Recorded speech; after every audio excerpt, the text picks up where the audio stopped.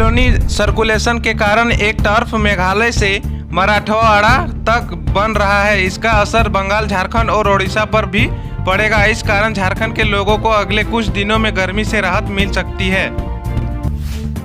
लोकसभा चुनाव 2024 के 5वें चरण में मतदान 20 मई को होने वाली है। झारखंड में 5वें चरण के लिए 3 सीटों पर मतदान होने वाले हैं। तीनों सीटों के लिए नामांकन प्रक्रिया खत्म हो चुकी है। सभी सीटों के नामांकन के लिए स्क्रूटनी की प्रक्रिया भी शुरू हो चुकी है। अब प्रत्याशी 6 मई तक प्रत्याशी अपना नामांकन पत्र वापस ले सकते हैं। इन सीटों में हजारीबाग, कोडरमा और चतरा है। झारखंड में लोकसभा के अलावा गांडे भी हाई प्रोफाइल सीट के लिए भी नामांकन हुआ है। भारत के रांची स्थित भारत संचार निगम लिमिटेड के कैंपस में रविवार को भीषण आग लग रही, जिसमें पूरे कैंपस में हड़कंप मच गया। मौके में दमकल की 10 गाड़ियां मौजूद है और आग को बुझाने की कोशिश कर रही है।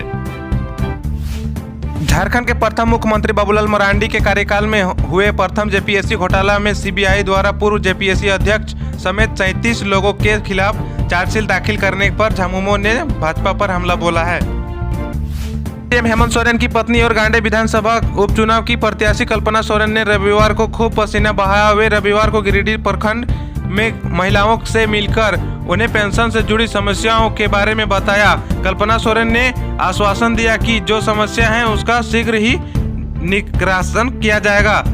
उन्होंने महिलाओं से कहा कि आप सभी के बेटे और भाई हेमंत द्वारा सर्वजन पेंशन योजना शुरू की गई है। लोकसभा चुनाव से पहले झारखंड के गिरिडीह में एक और प्रत्याशी को गिरफ्तार कर लिया गया है। वे गिरिडीह रविवार सुबह बरगड्डा आरके महिला कॉलेज रोड के पास स्थित आवास पर अभिवक्ता अवध कुमार सिंह की हुई है, जो कि गांडे विधानसभा उपचुनाव के निर्दलीय उम्मीदवार के तौर पर पैदान हुए थे। झारखंड में सत्तारूढ़ झारखंड मुक्ति मोर्चा के 2 विधायक और एक पूर्व विधायक पार्टी लाइन से अलग हटकर चुनाव लड़ने के लिए बागी रूट अख्तियार किए हुए हैं। इनमें से 2 ने नामांकन भी करा दिया है और एक कतार में है। झामुमो ऐसे नेताओं को समझाने बुझाने तथा उन्हें मनाने एवं कार्रवाई करने की बात तो कहा रहा है, लेकिन कार्रवाई कद और पद देकर भी जा सकती है। झारखंड के अलग राज्य बनने के बाद यह पहला अवसर है जब जवान फ्रंट फुट पर अभियान चला रहे हैं और यह नक्सली बैकफुट पर है। एक कदर सुरक्षा बलों ने पिछले 6 महीनों के दौरान 15 नक्सलियों को मुठभेड़ में मार गिराया है।